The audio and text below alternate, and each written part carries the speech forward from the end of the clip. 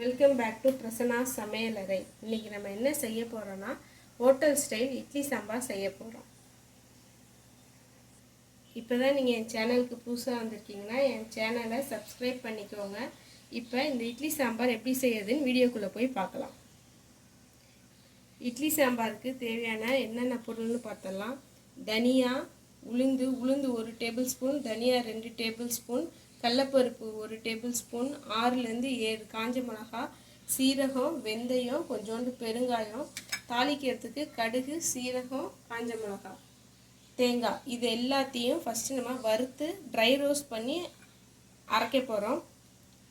பருப்பு நான் கொஞ்சோண்டு போட்டு ஊற வச்சுருக்கேன். 1 கிளாஸ் அளவுக்கு எடுத்து ஊற வச்சுருக்கேன். 200 கிராம் இருக்கும். அது மஞ்சத்தூள், தண்ணி, கத்திரிக்காய், முருங்கைக்காய், தக்காளி, வெங்காயம், கருவேப்பிலை, கொத்தமல்லி, ஒரு சின்ன சைஸ் அளவுக்கு வெல்லம், எண்ணெய். இதான் இதுக்கு தேவையான பொருட்கள். இதோட தேவையான அளவுக்கு உப்பு. இதான் இதுக்கு தேவையான பொருட்கள். ஹோட்டல் ஸ்டைல் இட்லி சாம்பார் செய்யறதுக்கு ஃபஸ்ட்டு நம்ம ஊற வச்சுருக்கோம். 1 கிளாஸ் பருப்பு எடுத்து ஊற வச்சுருக்கோம். இந்த பருப்பை சேர்த்துக்கோங்க. இப்போது துவரம்பருப்பை ஆட் பண்ணியாச்சு. அடுத்து நம்ம 2 தக்காளி, பெரியசாக 2 தக்காளி எடுத்து கட் பண்ணி வச்சுருக்கோம். அதையும் இது கூட ஆட் பண்ணிக்கோங்க. ஆட் பண்ணிவிட்டு தேவையான அளவு மஞ்சத்தூள் போட்டுட்டு ஒரு சின்ன சைஸ் அளவு பெருங்காயம் எடுத்து வச்சுருக்கேன். அதையும் போட்டுக்கோங்க. கொஞ்சோண்டு எண்ணெய் சேர்த்து தண்ணி ஊற்றி குக்கரில் 4லேருந்து 5 விசில் வச்சு எடுத்துகிட்டு வந்துக்கலாம். இப்போது அந்த பருப்பு வேகிறதுக்குள்ளே நம்ம ட்ரை ரோஸ்ட் பண்ண வேண்டிய பொருள்லாம் நல்லா வறுத்து எடுத்துகிட்டு வந்துக்கலாம். கடலைப்பருப்பு, உளுந்து, தனியா, வெந்தயம், சீரகம், பெருங்காயம், காஞ்ச மிளகாய் இது எல்லாத்தையும் போட்டு நல்லா ட்ரை ரோஸ்ட் பண்ணிக்கலாம்.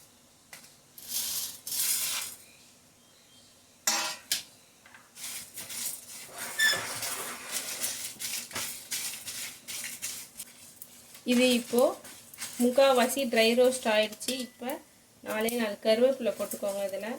அப்புறம் நம்ம திருவி வச்சுருக்க தேங்காய்.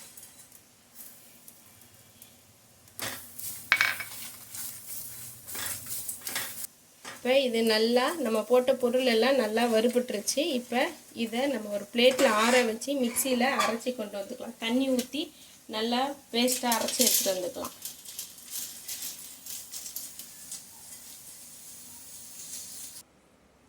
இப்போ நம்ம வறுத்து அரைச்ச எல்லா பொருளும் நல்லா மைய அரைச்சி எடுத்துகிட்டு வந்தாச்சு. பருப்பும் 5 விசில் வந்துருச்சு. நல்லா வெந்துருச்சு. பருப்பு நல்லா வெந்துருச்சு. இதை லைட்டாக மற்ற வச்சு நல்லா அப்படி மசிச்சுக்கோங்க.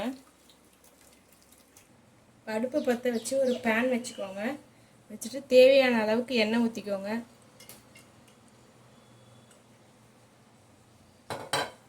எண்ணெய் ஊற்றிட்டு கடுகு, சீரகம், காஞ்ச மிளகாய் எடுத்து வச்சுருக்கேன். எண்ணெய் காஞ்சோன்னே இதெல்லாம் போட்டு ஃப்ரை பண்ணிக்கோங்க.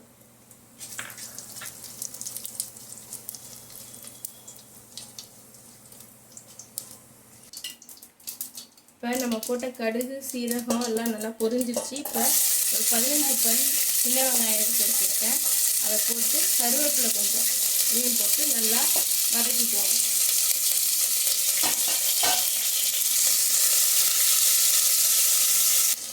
இப்போ வெங்காயம் முக்கால்வாசி வதங்கிடுச்சு. இந்த ஸ்டேஜில் நம்ம கட் பண்ணி வச்சுருக்க கத்திரிக்காயை சேர்த்து வதக்கிக்குவோம். கத்திரிக்காய் ஓரளவுக்கு வதங்கினதுக்கப்புறம் கொஞ்சோண்டு மஞ்சத்தூள் சேர்த்துக்கோங்க. இந்த சாம்பாருக்கு தேவையான அளவுக்கு உப்பு சேர்த்து நல்லா வதக்கிக்கோங்க.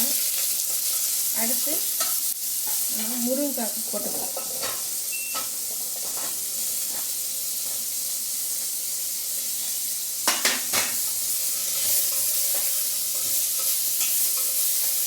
முருங்கைக்காவையும் போட்டு நல்லா வதக்கியாச்சு. வதங்கி முடிச்சோன்னு நம்ம வேக வச்ச பருப்பு எடுத்து இதில் சேர்த்துக்கலாம். சேர்த்துட்டு நல்லா மிக்ஸ் பண்ணிக்கோங்க. இந்த முருங்கைக்காவும் கத்திரிக்காயும் வேகிறதுக்கு ஒரு லிட்டை போட்டு ஒரு 5 நிமிஷம் கொதிக்க விடுங்க. இப்போது நம்ம முருங்கைக்காலாம் நல்லா வெந்துடுச்சு. இப்போ நம்ம கரைச்சி எடுத்து வச்சுருக்க புளி தண்ணியை ஊற்றிக்கலாம். புளி தண்ணியை ஊற்றினதுக்கப்புறம் நம்ம அரைச்சி வச்சுருக்க பேஸ்ட்டையும் சேர்த்து நல்லா மிக்ஸ் பண்ணிக்கலாம்.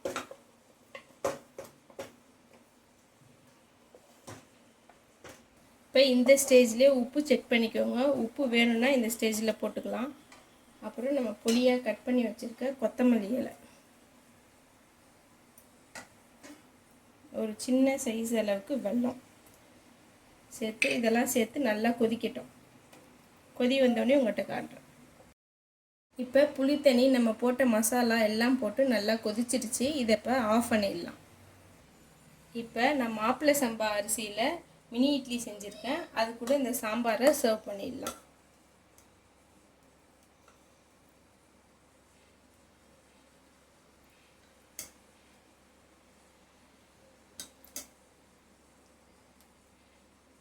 இந்த இட்லி கூட இந்த சாம்பார் ஊறி சாப்பிடும் போது சூப்பராக இருக்கும்.